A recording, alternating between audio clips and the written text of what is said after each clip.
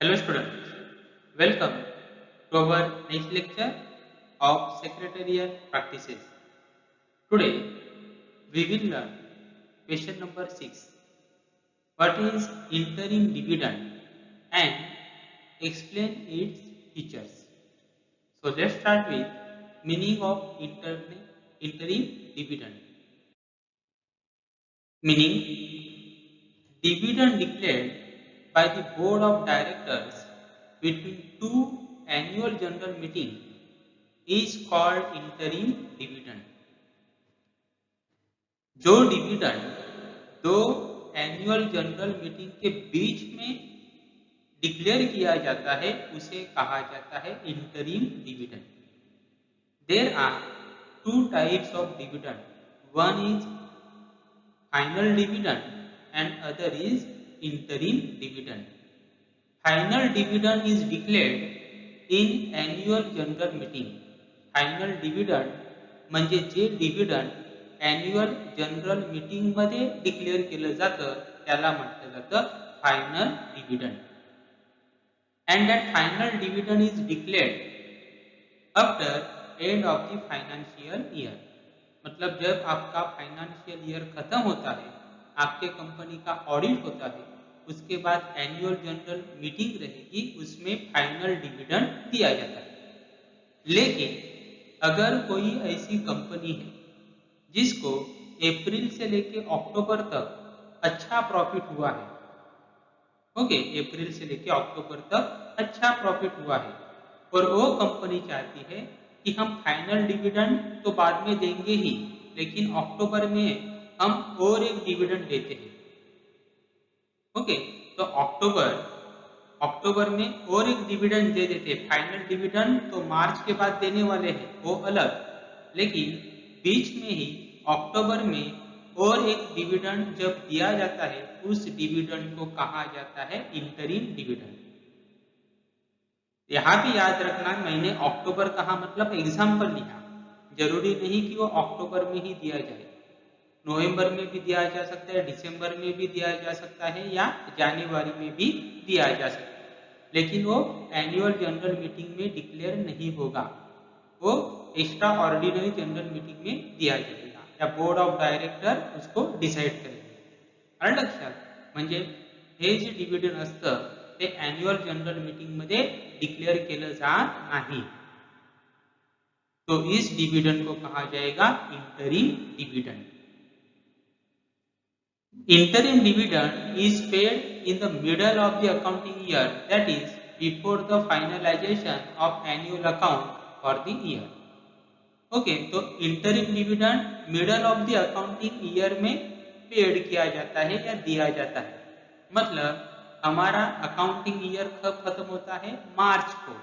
लेकिन उसके पहले ही अगर कंपनी को अच्छा मुनाफा हुआ है तो कंपनी शेयर होल्डर्स को खुश करने के लिए इंटरिम डिविडेंड डिक्लेअर कर सकते. आलं लक्षात. म्हणजे मार्च नंतर तुम्हाला डिविडेंड तर दिलं जातच, ते झालं फायनल डिविडेंड. परंतु ऑक्टोबर पर्यंत जर तुम्हाला चांगला प्रॉफिट झाला असेल तर अशा वेळी कंपनी ऑक्टोबर, नोव्हेंबर, डिसेंबर या कोणत्याही महिन्यामध्ये डिविडेंड डिक्लेअर करते आणि त्या डिविडेंडला काय म्हटलं जातं? Interim dividend. और ये जो डिविडेंड है आपका जो अकाउंट रहता है वो फाइनलाइज होने से पहले डिक्लेयर किया जाता है. अकाउंट फाइनलाइज होने के बाद जो डिविडेंड डिक्लेयर किया जाता है वो रहता है फाइनल डिविडेंड. और अकाउंट फाइनलाइज होने के पहले एनुअल जनरल मीटिंग के पहले जो डिविडेंड डिक्लेयर किया जाता है उसे कहा जाएगा interim dividend. Opinion of the company's auditor should be taken before declaring interim dividend. So, remember, board of directors have right to declare interim dividend. Interim dividend declare करण्याचा अधिकार कोणाला आहे? Board of directors. परंतु ते dividend declare करण्याच्या आधी आपले जे कंपनीचे ऑडिटर्स असतील त्यांचं जे ओपिनियन आहे ते घेतलं जातं की आपण इंटरिम डिव्हिडंड दिलं पाहिजे का, जर द्यायचं ते किती दिलं पाहिजे, त्याबाबतचं ओपिनियन ऑडिटरकडनं घेतलं जातं. क्योंकि इंटरिम डिविडेंड जो रहता है वो आपका अकाउंट फाइनलाइज होने से पहले डिक्लेयर किया जाता है। मतलब ईयर एंड के बाद आपको कितना प्रॉफिट होगा वो अभी हम नहीं बता सकते, उसके पहले ही आप इंटरिम डिविडेंड दे रहे हो। इसीलिए जो इससे रिलेटेड जो जानकार है, एक्सपर्ट है, वो होता है ऑडिटर। तो ऑडिटर का ओपिनियन लिया जाता है कि हमारी कंपनी अगर इंटरिम डिविडेंड देना चाहती है वो देना सही रहेगा या गलत रहेगा, तो उस तरह का ओपिनियन ऑडिटर से लिया जाएगा। Features of interim dividend: the board of directors has the power to declare interim dividend. Okay, तो इंटरिम डिविडेंड डिक्लेअर करण्याचा अधिकार आहे तो कोणाकडे असतो? Board of directors. Interim dividend is only a payment on account of whole dividend for the year.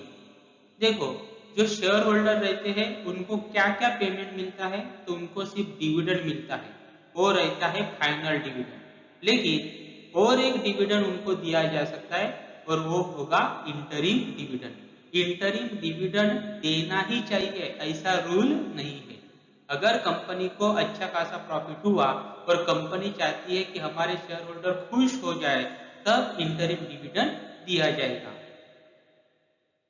Third, company should provide depreciation for the entire year, not proportionately for a part of the year before declaring interim dividend. Very important. म्हणजे interim dividend हे वर्ष संपण्याच्या आधी declare केलं जातं, 31 मार्चच्या आधीच declare केलं जातं. आणि समजा आपण इंटरिम डिव्हिडंड ऑक्टोबरमध्ये डिक्लेअर केलं, बरोबर, मग ते डिक्लेअर करत असताना पूर्ण वर्षाचं डेप्रिसिएशन आतापर्यंत जेवढा प्रॉफिट झालेला आहे त्यामधनं मायनस केला पाहिजे आणि नंतरच इंटरिम डिविडेंड डिक्लेअर केलं पाहिजे. असं करता कामा नहीं. हम ऐसा नहीं कर सकते कि अक्टूबर को हम इंटरिम डिविडेंड डिक्लेयर कर रहे हैं, तो हम ऐसा नहीं करेंगे कि अप्रैल से लेके अक्टूबर 6 महीना सिर्फ 6 ही महीने का डेप्रिसिएशन हम माइनस करके इंटरिम डिविडेंड डिक्लेयर करेंगे तो नहीं चलेगा. बराबर, चाहे तुम अक्टूबर में डिक्लेयर करो, नवंबर में डिक्लेयर करो या दिसंबर में डिक्लेयर करो, हमें उस समय तक जितना प्रॉफिट हुआ है उसमें से पूरे साल का डेप्रिसिएशन माइनस करना पड़ेगा, मतलब डेप्रिसिएशन का प्रोविजन करना पड़ेगा. Next, interim dividend can not be paid out of any reserve. Interim dividend can not be paid out of any reserve, मतलब रिजर्व का जो पैसा है उसमें से आप इंटरिम डिविडेंड पेड नहीं कर सकते. लक्षात ठेवून द्या. हा, तुम्ही फायनल डिविडेंड साठी रिझर्वचा वापर करू शकता, परंतु इंटरिम डिविडेंड साठी तुम्ही रिझर्वचा जो पैसा आहे त्याचा वापर करू शकत नाही. Next, article of association of the company must authorise the board of director to declare interim dividend. See, there must be provision in article of association of the company regarding declaration of interim dividend. देखो, interim dividend declare करने का अधिकार board of director को जरूर है, लेकिन फिर भी उस तरह का प्रोविजन आपके कंपनी के आर्टिकल ऑफ एसोसिएशन में होना चाहिए, तो ही board of director interim dividend declare कर सकते हैं. आलं लक्षात? म्हणजे जर तुमच्या आर्टिकल ऑफ असोसिएशन मध्ये इंटरिम डिविडेंड डिक्लेअर करण्याची प्रोव्हिजन नसेल तर board of director interim dividend declare करू शकत नाही. Next, the board meeting has to pass a resolution for declaring the interim dividend.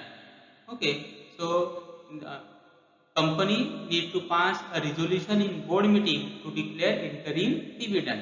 interim dividend declare करण्यासाठी बोर्ड मीटिंग मध्ये resolution पास करावं लागतं. The amount to be given in as interim dividend must be credited in separate bank account in scheduled bank within 5 days of its declaration. जब जिस तारीख को interim dividend declare किया जाएगा उस तारीख से 5 दिन में इंटरिम डिविडेंड का पूरा अमाउंट एक सेपरेट बैंक अकाउंट में ट्रांसफर करना पड़ेगा, जमा करना पड़ेगा. और वो बैंक अकाउंट कौन से बैंक में होना चाहिए? शेड्यूल बैंक में होना चाहिए. Next, interim dividend should be paid within 30 days of its declaration. आणि इंटरिम डिव्हिडंड मॅक्झिमम किती दिवसामध्ये पेड केलं पाहिजे? Within 30 days of its declaration. Next, unpaid unclaimed interim dividend should be transferred to unpaid dividend account within 7 days of the expiry of 30 days of declaration, that is 37 days of its declaration.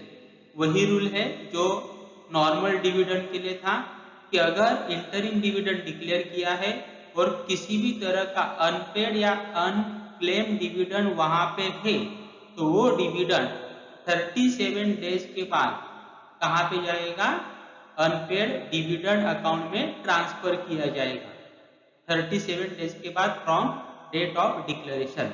मतलब जिस तारीख को declare करोगे उस तारीख से 37 days तक अगर कोई भी अमाउंट अनपेड या अनक्लेम रहती है तो वो डिविडेंड का अमाउंट कहां पे ट्रांसफर करोगे?